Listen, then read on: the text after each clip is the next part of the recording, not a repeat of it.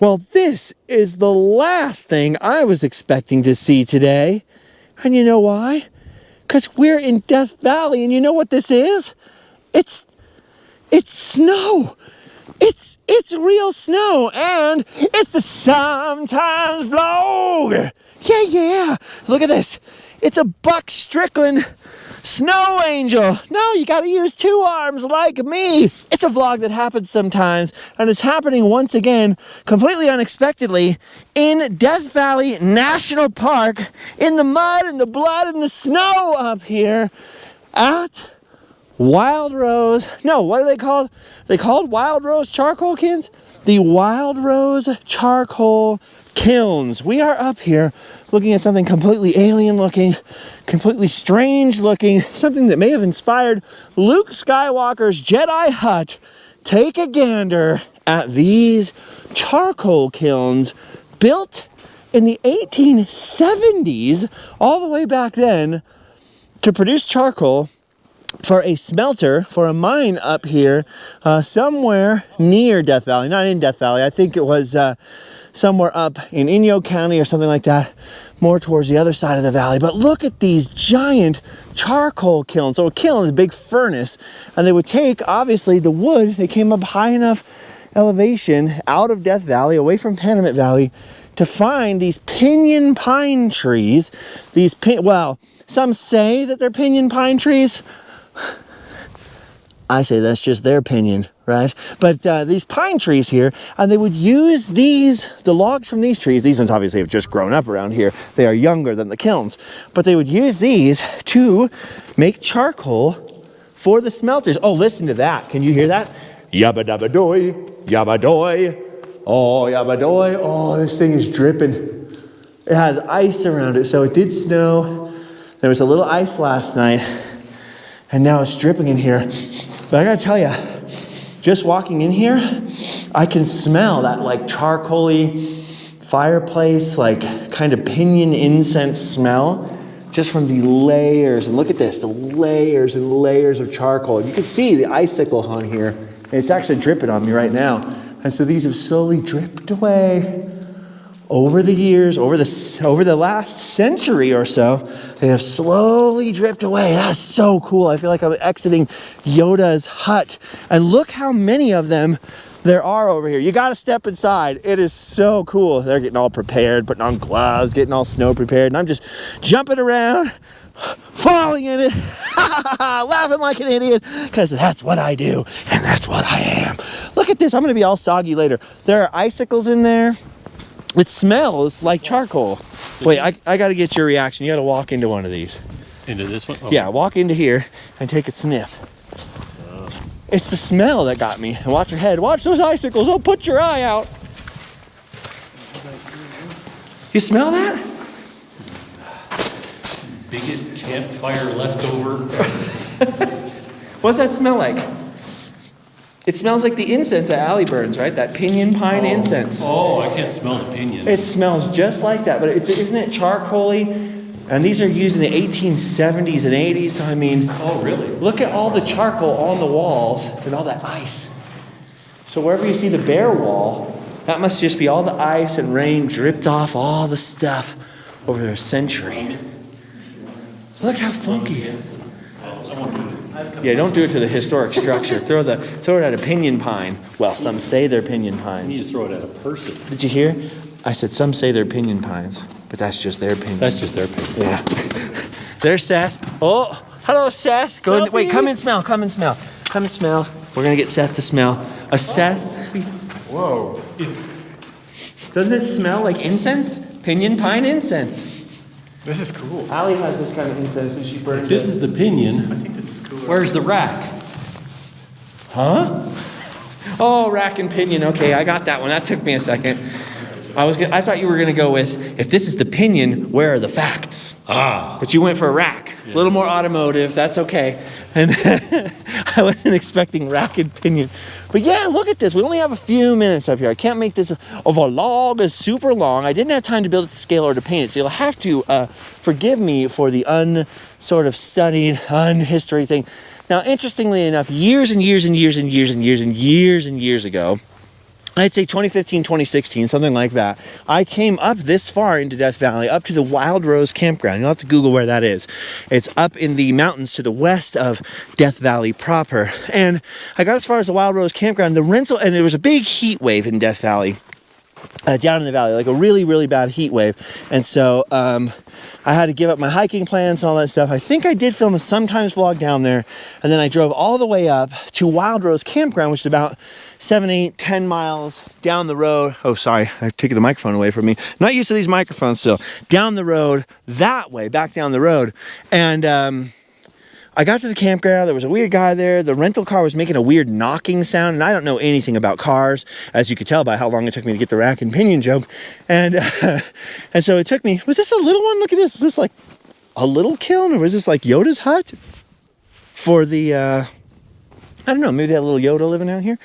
But I did make it up to the Wild Rose Campground, and there was a weird guy. It was a weird knocking sound. Like I said, I don't know anything about cars, so I headed back down the mountain sort of at sunset and saw some jackrabbits and some wildlife, and went home and slept well.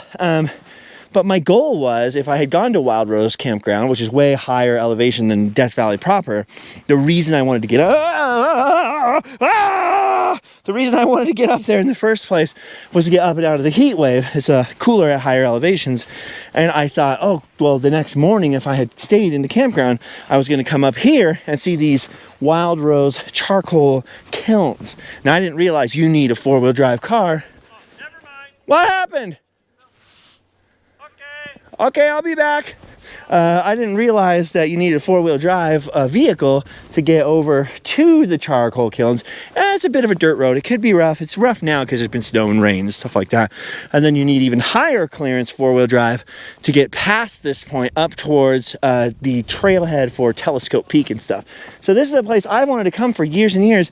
And when I didn't manage to survive the night that night, I didn't manage to make it longer. Oh, look, this one's actually paved on the bottom. I didn't notice that in the other ones. Was there actually like a paved, like an asphalt floor? Weird.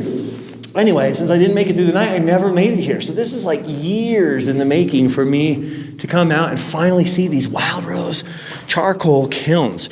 I'm filming, by the way, the same day as the last video you saw, which was a very unstudied and very scatterbrained video. Since then, from Skidoo, I have been driving my brother's Bronco, which is awesome. I want one. If any of you own a car dealership out there and you'd love to give me a loaner, I would love to have one of those new Broncos. It's pretty fun to drive. I'm sure all you Ford haters out there are going to be like, oh, come on, man, don't you want a Blazer or something? But it's pretty fun to drive and perfect for getting off-road. Places like this, it was really nice. They let a little bit of air out of the tires. It was pretty smooth over the washboardy type of stuff. And so I drove on a little bit of cliffiness, a little bit of stuff that makes me go, oh, and get a little dizzy. And now we're up here. It's probably in the 30s again. It's cold. It's just warm enough for things to be dripping, but not to full on melt, as you can see. And the snow is like pretty solid. You can make a pretty solid, nice, sticky snowball out of this stuff, which is what London's been doing up there, and they're making snowballs and they're making a snowman and all that kind of stuff. So they're gonna make a charcoal kiln snowman. I walked all the way down here specifically just to show you guys this, because look how awesome it looks when you finally approach, when you get on the road. We drove up this way. Look how sick that is. I mean, that is a common postcard you see. That is a rare image, a fantastic image. And I never thought I would see this at all, given the fact that it was so hard for me to get here years ago, much less see it in the snow. I was never expecting to see it in the snow like this. So I am like over the moon excited to check this out. I'm obviously gonna have to walk back down here to whip out my phone and take a picture in a second. So I'm gonna go see what they're doing and then say goodbye. So this has to be a short and quick Wild Rose charcoal kilns video. Let's see if the time that I've got left on this memory card and the time on this battery will last long enough for us to get up by that little porta potty, up by that little bathroom up there, because there is a sign, and I can give you the rest of the historical information, which I had learned all about and had in my brain in 2015 or 16 or whenever that was that I came up in that heat wave. I think it was 2015, I want to say. So 5, 6, 7, 8 years ago, something like that. Oh, see, there's ice. Look at that. There's actually ice from chunks of snow melting in here and then refreezing, probably refreezing in the wind, because the wind is really cold. Oh, really cold.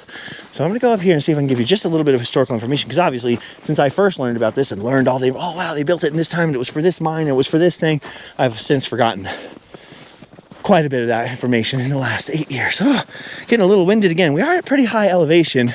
Don't know exactly how high. Hey! You know how high of elevation this is? Anybody? Huh? Seth's looking. He's looking right now. Ooh, listen to this. What? 6,800 feet. So we're about 3,000 feet higher than we were at the last place where I was huffing and puffing. Hey! You made a snowman! Destruction. Now we just need to wait till he comes to life and gives us millions of dollars. What'd you say? Destruction. Destruction? No, don't destroy the snowman. Do you want to build a snowman? Okay. Cruising over to see what Seth is doing. Goodbye, everybody. Goodbye. They're not paying attention. Goodbye. Okay, see you. I'm gonna slide down this little thing. Seth is setting up the camera. That's what Seth's always doing. Seth is a heck of a photographer. You can find his Instagram really easily. I'm following it from my Instagram. Well, you have to update it with pictures. I have so many pictures that I haven't put on there. That's how I motivate you, by making people go look at it, and you panic, and you're like, oh, I gotta upload some pictures. Your friends are the only followers I have. Seth is a perfectionist. Perfectionist. Yeah. He's always like, he's a really good photographer, a really good craftsman, really good at lots of different stuff. But he never shows anyone because he's like, well, it's not quite right. This is true. It's not quite perfect. So anyway, goodbye, Seth. Goodbye. And we're moving on down to the side. I'm going to give you some historical information. Then we're going to run out of memory card and battery. So, oh, there was my first time sliding. My first attempt at Snow Angel. Oh, that's kind of fun. Let's see if I can. Well, my first attempt at a Buck Strickland Snow Angel, and then the battery died, the other battery. So the cold is affecting these weird batteries up here. Okay, Wild Rose Charcoal Kilns, built in 1877. Whew, let me catch my breath. These kilns produce charcoal for the Modoc Mine Smelter, about 20 miles to the west. Workers filled the stone kilns with Pinion Pine logs and fired them. The burning, which reduced the wood to charcoal, took 6 to 8 days. Cooling took another 5 days. Wagons hauled charcoal. The furnace smelter was burned to extract silver and lead for the Modoc Consolidated Mining Company, owned by George Hearst, father of newspaperman William Randolph Hearst. The kilns they closed after only 3 years, but they still smell of creosote inside. Because of their brief life and remote location, these may be the best preserved examples of charcoal kilns in the West. So that's pretty cool. So these charcoal kilns, Seth, produce charcoal for the mines that George Hearst owned. William Randolph Hearst's dad. Really? Yeah, see? Wow. Cool chunk of historical information. All right, let's go see over here for our farewell shot. So we're having fun. Obviously, you can see we're having a little family time. I'm sharing my family time with you. I'm very generous like that. And London's learning about snowman-ness. So my dad's from Canada. You grew up in Saskatoon. Plenty of snow up there, I'm imagining, every winter. So building snowmen, obviously, you weren't doing that when you were 15. You were bored by then. When I was 15, I was down here, though. Oh, that's true. But see, is there an age where you're too old for a snowman and then you become old enough again? Well, but I'm saying, you know how sometimes you outgrow something and then you go back to it? Is that what's happening here? What's happening? Are we rekindling your childhood memories of Canadian snowmen? Yep, only we can't break off arms and noses and stuff off of the national park trees. That's true, that's right. It's a naked snowman. It's a naked snowman. A faceless, naked, cold, lonely snowman. And with that, we'll walk away slowly and mysteriously into the distance. Actually, I'm going to go walk to the end of this one more time. Look at the bicycle. That's so cool. Look at that. Frozen. Oh, oh, oh, oh, oh. Deo, mi se Deo. Daylight come and me one go home. Oh. Yeah. Oh. It's like Yoda's hovel in here. Oh. That's the Bigfoot whoop. The Bigfoot whoop. All right, I'm gonna walk down to the end and I'm gonna end this video so I can actually look at these things with my own eyes. And look at that. Yes, that was a Return of the Jedi reference, which I know that my friend Adam the Woo makes constantly, but that's because both of us quote that movie because we're both 80s kids. Well, Adam's a 70s kid, but he grew up in the 80s, so an 80s kid. I'm an 80s kid, meaning born in the 80s, who I remember the late 80s, but I mostly grew up, I would say, in the 90s. So I'm kind of an 80s, 90s kid. I'm technically what's known, hold on, sorry about that. I'm technically what's known now as an Xennial. So, like, my cousins are all firmly Gen X, who are a couple of years older than me. They're like, you're not one of those millennials. But then at the same time, I am pretty much right on the target day of the start of the whole millennial thing. So I kind of have a foot in both camp. I get the Gen Xers, I get the playing outside on my big wheel, and I get the going out where there's no cell phones, and there's no way for the mom to contact you, and you're out till the streetlights turn on, and your grandparents fought in World War II and all that stuff. I'm right there with you. But I also the internet came, well, kind of like right as I was getting into high school. The early internet came. I kind of had the AOL experience and the classic 90s Nickelodeon experience, but I also had 80s toys experience. But so I'm kind of on this weird line where, you know, I didn't grow up quite with the Power Rangers or the weird, like the Miley Cyrus Disney Channel era or Hilary Duff or all that stuff is after me. But I do have some 80s, and it's just weird. I'm in a weird bracket there. So I don't know. Why was I even talking about that? I'm definitely not an 1870s kid. Oh, I was talking about that because Adam. So yeah, so we always make the same references. We have the same kind of references and stuff like that to each other because everyone who ever grew up with Return of the Jedi quotes that thing. If you were a VHS kid, you grew up differently than kids today. You can be a nerd today, but it's not the same thing as it being very difficult to get a VHS tape. Right? They were expensive. They were hard to get back then. Maybe you had to rent it and you had to religiously go rent it multiple times. And then because you maybe only had 2 or 3 that you owned, you would watch the rentals or whatever. You would watch them over and over. And it was such a much bigger deal. There was so much less content in the world that each piece of content that you did enjoy was so much more important to you. And so those quotes mean a lot. So you'll hear a lot of us that are in the same sort of age bracket there, that 10 or 15 year age bracket growing up in the 70s, 80s into the very early 90s, who we will quote the same things over and over again because that's what we used to do before we had Facebook and MySpace and YouTube and all the fun things that you have now with all the different content. We had to watch the same things over and over and over and over again. All right, guys, from the charcoal kilns to your living room or wherever you may be. Good morning, good evening, good night, good afternoon, whatever the quote is. I'm too tired to think of the Truman Show. Good afternoon, good evening, and good night. I'm going to go home and sleep well, and I hope you do too. We're off for a little more birthday celebrating with London. I think Seth's trying to take portraits up there, so I'm going to go get in the portrait, get in the picture. From all of us to all of you, thanks for watching. Thanks for checking out all the links down below. Please leave a comment over at our Facebook group, the Sometimes Mob. There is a shortcut link in the description, and I will see you all a little later in Random Land. You've done your duty. Go home and sleep well. Oh, wait, no. Sorry, hold on. I'm sorry.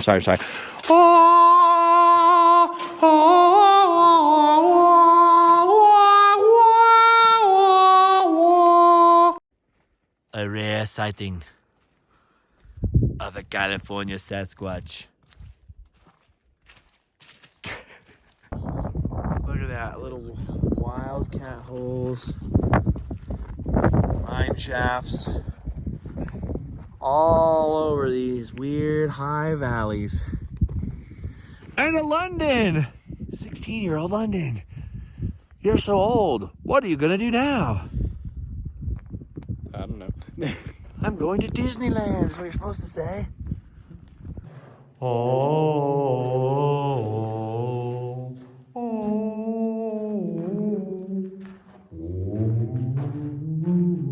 Oh, it's even better in the middle. Oh.